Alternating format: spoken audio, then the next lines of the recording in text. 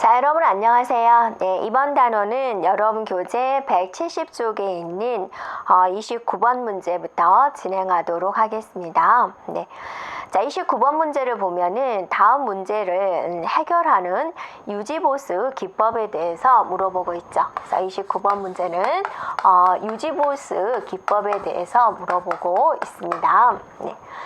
자, 시스템 사용하는 중에 이 고객의 이름이 4자가 넘을 경우에 인쇄를 하는 중에 칸이 부족해 가지고 잘리게 될 뿐만이 아니라 프린터가 작동을 중지를 하고 원본 프로그램도 멈추는 그런 중대한 문제가 발생이 됐어요. 자, 4자 이상의 이름을 가진 고객이 많지는 않지만 이런 일은 항상 발생하지는 않지만 한 달에 한 번 정도 일어나요 라는 거죠.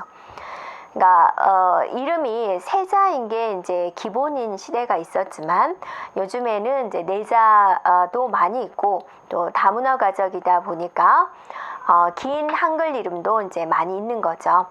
그래서 문제가 생긴다. 이런 유지를 이제 바꿔야 되겠죠? 이런 유지보수 기법이 무엇이냐? 이거는 이제 수정 유지보수다. 다른 말로는 교정적 유지보수다라고 합니다.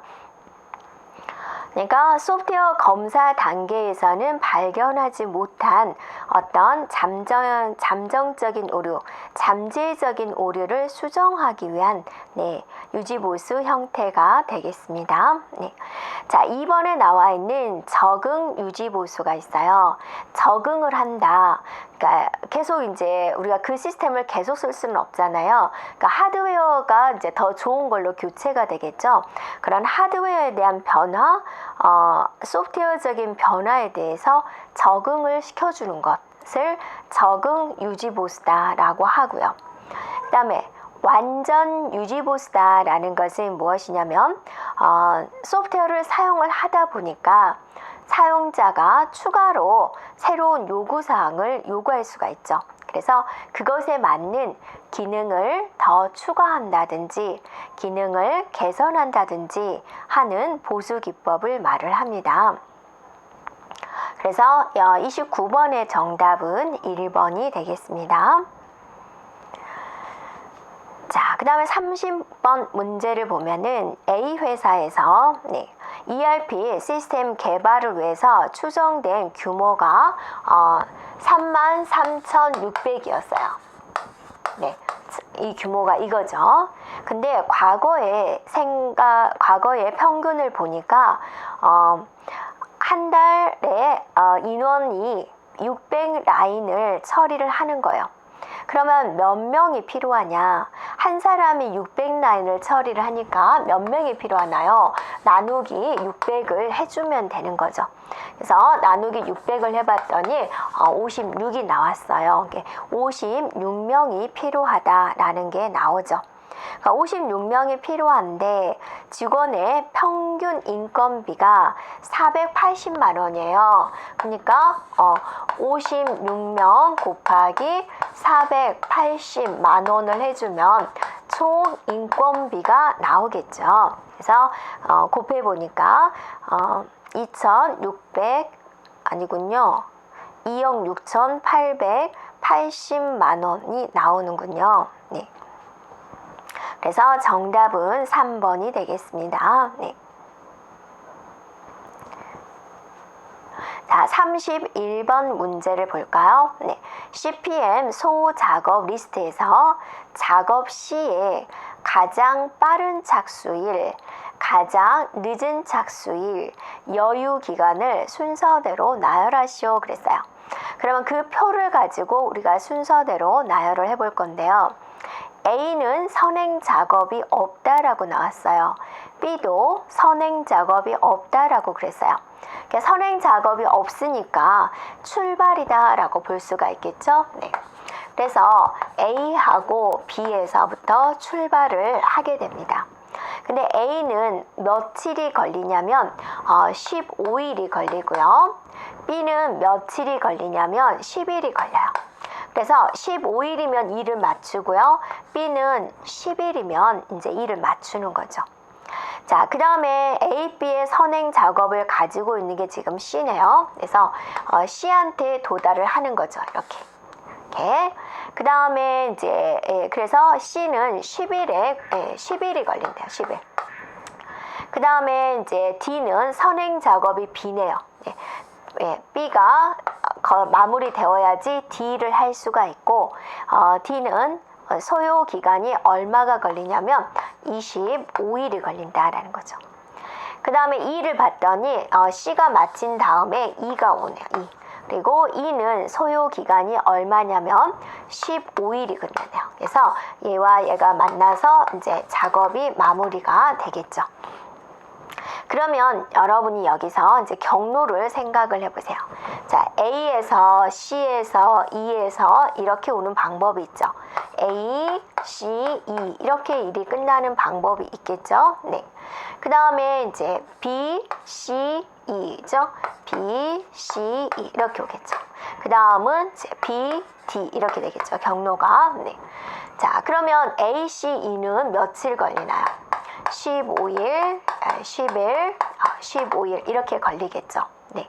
맞나요? 네. 그러면 총 며칠이 걸려요? 네. 45일이 걸려요. 라고 볼 수가 있겠죠. 네. 맞나요? 네. 자, 그러면 이제 여기서 이제 생각을 해보세요. C라는 작업이 착수가 될 때는 A와 B의 일이 모두 끝났을 때, 이 작업과 이 작업이 모두 끝났을 때 C 작업이 착수가 일어날 수가 있죠. A는 15일 만에 건네주고 B는 10일 만에 건네주지만 C는 10일 만에 일을 착수할 수가 없어요. 네.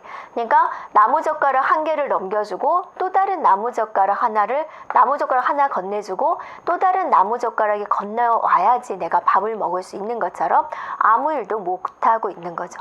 그래서 C는 15일이 돼서야 작업을 착수할 수가 있는 거죠. 그러니까 A, B가 모두 마무리되어서 C라는 작업이 오는데 C는 15일 만에 작업을 착수할 수가 있는 거죠. 네. 그 다음에 C 일이 10일이 걸리고 그 다음에 이 일이 15일이 걸려서 총 45일이 걸려요 라고 말을 할 수가 있는 거고요. 얘는 어떠세요? B에서 D를 동화하게 되면은 10일과 25일이 돼서 35일의 소요 시간이 되는 거죠. 자, 그러면 누가 더 늦게 끝나는 거예요? 얘가 더 늦게 끝나죠? 그럼 얘가 일찍 끝나고 얼마 차이가 나요? 10일이라는 차이가 생기잖아요. 네. 그럼 10일이라는 차이 동안 D는 여유를 가질 수가 있어요. 근데 C가 더 늦게 끝나니까 C는 어때요?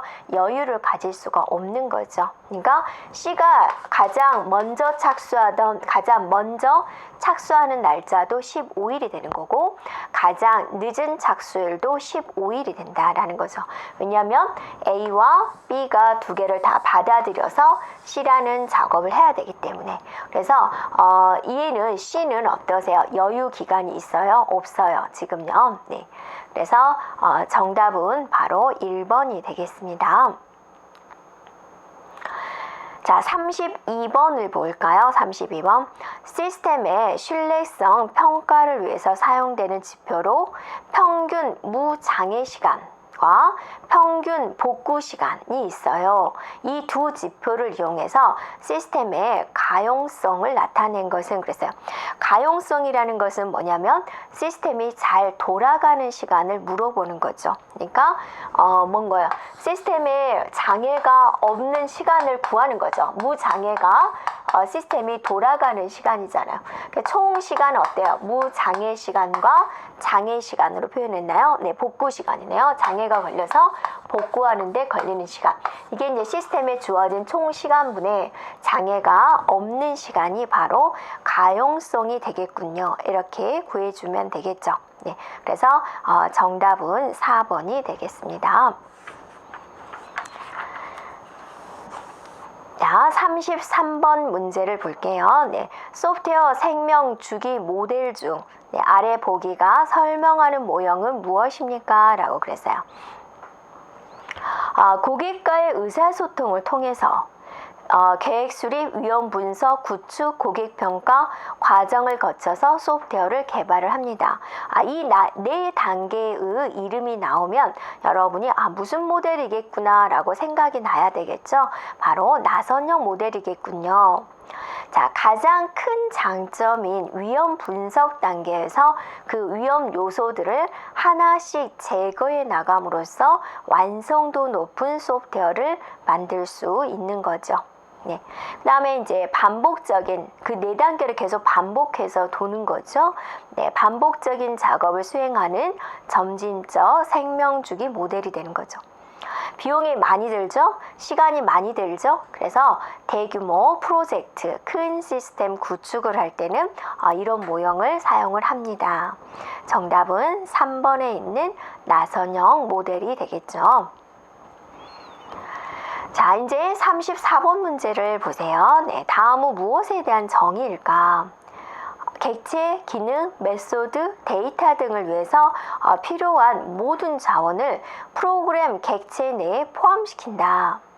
자신의 인터페이스를 외부에 널리 알림으로써 다른 객체들은 그 객체가 그 일을 어떻게 수행하는지에 대해서 전혀 알지 못한다. 전혀 알지 못한다. 거기다 밑줄 치면 되겠죠. 핵심은 바로 거기에 있는 거죠. 단지 인터페이스만을 통해서 그 객체를 사용할 수 있어요 라는 거죠. 자, 이런 게 바로 뭐죠? 캡슐화가 되는 거죠. 캡슐로 꽉 싸져 있기 때문에 그 안에 무엇이 있는지 외부인들은 알 수가 없다라는 거죠. 네, 정답은 3번 캡슐화가 되겠습니다. 자, 35번 문제 갑니다. 네, 다음 설명에 해당되는 것은 무엇입니까? 라고 그랬어요. 자, 기존 시스템을 이용을 하겠다. 보다 나은 시스템을 구축을 하겠다. 더 새로운 기능을 추가하겠다. 그래서 소프트웨어 성능을 향상시키겠다. 주요 활동으로서 분석, 개조, 역공학, 이식 등이 있어요. 그러니까 여러분이 기존에 있는 시스템에다가 더 추가해가지고 새로운 기능을 더 넣어가지고 더 좋은 것을 만드는 것이다. 그걸 우리 뭐라고 그러죠? 네, 소프트웨어 제공학이다 라고 하는 거죠. 네, 그래서 35번의 답은 1번이 되는 거죠. 자, 이제 36번을 갈까요? 네. 소프트웨어 품질 목표에 대한 설명으로서 옳지 않은 것을 골라주세요. 그랬어요. 자, 신뢰성, 이시성, 상호 운영성, 상호 용이성이 있는데, 자, 신뢰성이다 라고 한다면 신뢰가 가요. 정확하고 일관된 결과를 얻기 위해서 요구된 기능을 수행하는 정도입니다. 이식성이다. 다른 데 끼워 넣는다라는 거죠. 다양한 하드웨어 환경에서도 운영이 가능하도록 쉽게 수정할 수 있는 정도입니다. 이 하나의 소프트웨어가 다른 하드웨어에서도 운영이 되어야 된다.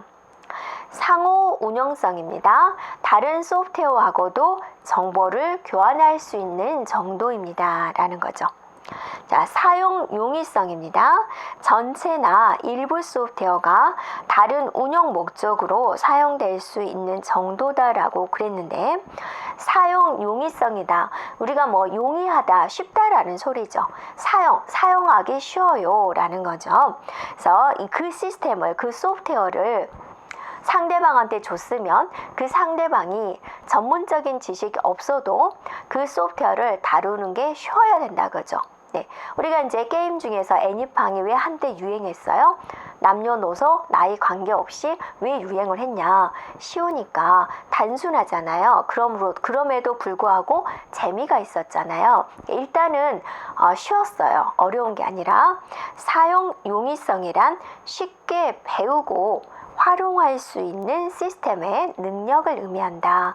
그래서 옳지 않은 것은 바로 4번이 되는 거죠. 자, 됐죠? 네. 그 다음에 이제 37번 문제를 보면은 데이터 설계에 있어서 응집력의 의미가 무엇이냐라는 거예요. 자, 응집력이란 조직 내부, 모듈 내부에서의 응집도다라고 말을 하는 거죠. 모듈 내부에 있는 데이터 구조들이 시스템 전반에 걸쳐서 얼마나 연관관계를 가지고 있는가 하는 정도다. 모듈이 개발 단계별로 얼마나 잘 정의되어 있는가 하는 정도이다. 모듈이 독립적인 기능으로 잘 정의되어 있는 정도다. 모듈 간의 상호 연관성의 정도다. 자, 응집도라는 것은 어떠세요? 한 모듈 내에 있는 구성 요소들이 서로 관련이 되어 있는 정도를 의미를 하는 거죠. 그래서 응집도가 높도록 설계가 되도록 해야 되는 모듈에 대한 독립성, 독립적인 기능, 그러한 것을 의미하는 거죠. 그래서 3번이 답이 되겠네요. 자, 38번 문제는 객체지향 언어에 관련된 내용인데요. 객체지향 언어에 대한 특징이 있습니다. 알맞지 않은 것은 무엇입니까? 상속성이다, 다형성이다, 구조하다, 추성하다. 이 중에서 객체지향 언어의 특징에 안 들어간 것은 무엇이 있나요? 네, 바로 구조화가 되죠. 구조화는 구조화 프로그래밍의 언어의 특징에 해당이 되는 거죠. 그래서 38번의 답은 바로 3번이 되겠습니다. 자, 39번에 가봅니다. 네, 정확한 일정 예측이 어려운 소프트웨어 개발 프로젝트에서 활동 시간을 확률적인 관점에서 예측을 해가지고 일정을 수립하는 기법이 무엇입니까? 라고 그랬어요. 우리가 PERT, CPM 방식이 있었는데 두 개를 이제 구분을 해보자면 PERT는 정확한 예측이 어려운 경우에 사용이 되고요. CPM은 정확한 일정 예측이 가능한 경우에 사용이 되는 방식이에요.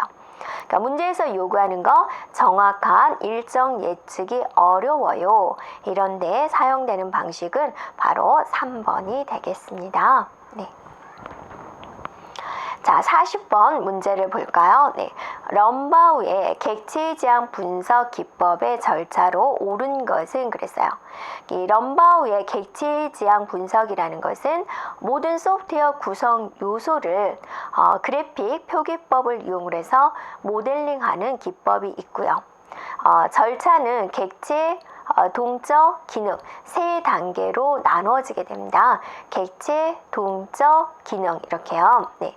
그래서 객체 모델링을 한다 그러면은 어떤 객체 간의 관계를 정의를 한다. 객체도를 이용을 해서 객체 속성, 연산 이런 것들에 대한 관계를 정의하는 것이고, 동적 모델링이다 한다 그러면 시간의 흐름에 따라서 객체들 사이 어떤 제어 흐름, 상호작용, 연산 순서 이러한 것들을 나타내주는 과정이다.